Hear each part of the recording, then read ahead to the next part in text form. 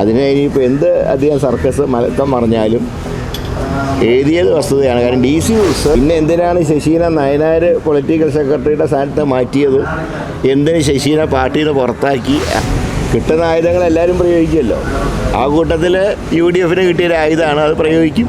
അതിനിപ്പോൾ സംശയം എന്താ? ഇപ്പോൾ വ്യാജ വോട്ടിൻ്റെ ഇരയാണല്ലോ ഞാൻ. തൃശ്ശൂർ 56,000 വോട്ട് BJP ചേർത്തു എന്ന് അവർ തന്നെ സമ്മതിച്ചു.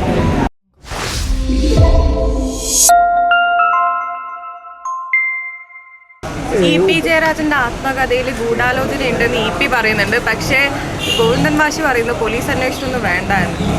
അല്ല, അത് ഈ പാർട്ടിയായിട്ട് അല്പം പിണങ്ങിയ കാലത്ത് എഴുതിയതാണ്.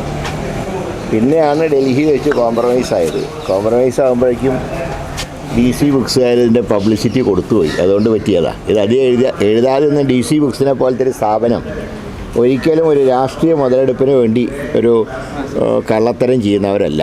EPക്കെതിരെ പാർട്ടിയിൽ നിന്ന് ആരെങ്കിലും തന്നെ അല്ല, അതേതായാലും അധികം എഴുതിയെന്നുള്ളൊരു വാസ്തവമാണ്.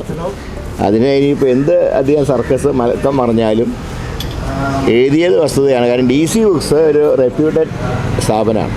അതൊരിക്കലും ഒരു വഞ്ചന കാണിക്കുമെന്ന് ഞാൻ പ്രതീക്ഷിക്കുന്നില്ല. പാർട്ടി തലത്തിലുള്ള ഒരു അന്വേഷണം പോലും വരില്ല എന്നാണ് CPM സംസ്ഥാന സെക്രട്ടറി. അല്ല, അത് CPMൻ്റെ ആഭ്യന്തര കാര്യമാണ്. അവരെ വിമർശിക്കുന്ന ഒരു വ്യക്തിയെ അവർ പ്രൊട്ടക്റ്റ് ചെയ്യുന്നുണ്ടെങ്കിൽ അത് അവരുടെ ആഭ്യന്തര കാര്യം. അതിൽ ഞങ്ങൾക്ക് ഇടപെടേണ്ട ആവശ്യമില്ല. പാലക്കാട് തിരഞ്ഞെടുപ്പിൽ ഈ വിഷയം ബാധിക്കും. കാരണം സരിനെക്കുറിച്ച് ആദ്യഘട്ടത്തിൽ ബുക്കിൽ എഴുതിയിട്ട പിന്നീട് അദ്ദേഹത്തിന് ഒരു പ്രചരണത്തിന് പോകുന്ന ഒരു അവസ്ഥയുണ്ടായി. സ്വാഭാവികമായിട്ടും ഒരു രാഷ്ട്രീയ രംഗത്ത് ഉണ്ടാവുമല്ലോ.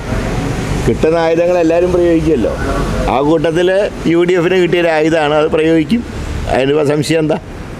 ഈ PV അൻവർ ഉയർത്തിയ ആരോപണങ്ങളിൽ P ശശിക്കെതിരെ ഒരു നടപടിയൊന്നുമില്ല, ക്ലീൻ ചീറ്റാണ് കൊടുത്തിരിക്കുന്നത്. അതെ, ശശി കാര്യക്ഷമതയുള്ള വ്യക്തിയാണെന്ന് പിണറായി നേരത്തെ തന്നെ പറഞ്ഞല്ലോ. പക്ഷേ പിന്നെ എന്തിനാണ് ശശീനെ നയനാർ പൊളിറ്റിക്കൽ സെക്രട്ടറിയുടെ സ്ഥാനത്ത് മാറ്റിയത്, എന്തിന് ശശീനെ പാർട്ടിയിൽ നിന്ന് പുറത്താക്കി? അതും കാര്യക്ഷമതയുടെ ഭാഗമായിട്ടാണോ എന്ന് അറിയാൻ താല്പര്യമുണ്ട് സമൂഹത്തിൽ.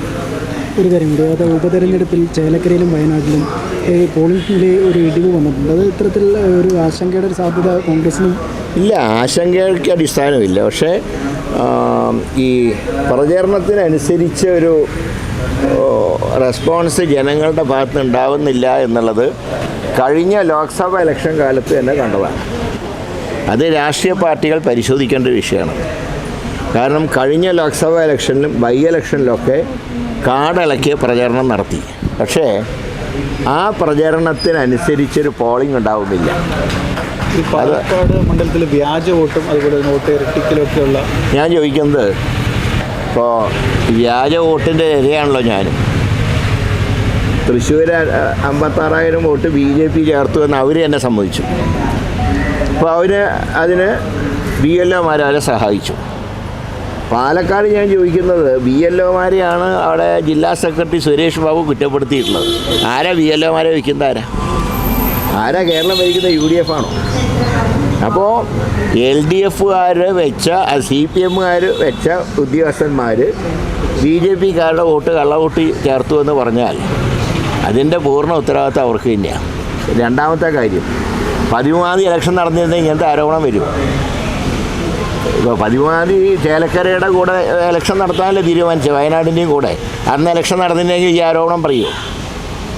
അപ്പോൾ ഇത് ഇലക്ഷൻ നീണ്ടപ്പോൾ സബ്ജക്റ്റ് പറയാനില്ലാത്തതുകൊണ്ട് ഉന്നയിക്കുന്ന ഒരു ആരോപണമായിട്ടാണ് ഞാൻ കാണുന്നത്. പക്ഷേ ഇങ്ങനെയുള്ള സംഭവങ്ങൾ ഭാവിയിൽ ആവർത്തിക്കരുത്. ഒരു വ്യക്തിക്ക് ഒരു സ്ഥലത്ത് വോട്ടുണ്ടെങ്കിൽ മറ്റൊരു സ്ഥലത്ത് കൂടെ വോട്ട് ചേർക്കുന്നത് നല്ല ഏർപ്പാടല്ല.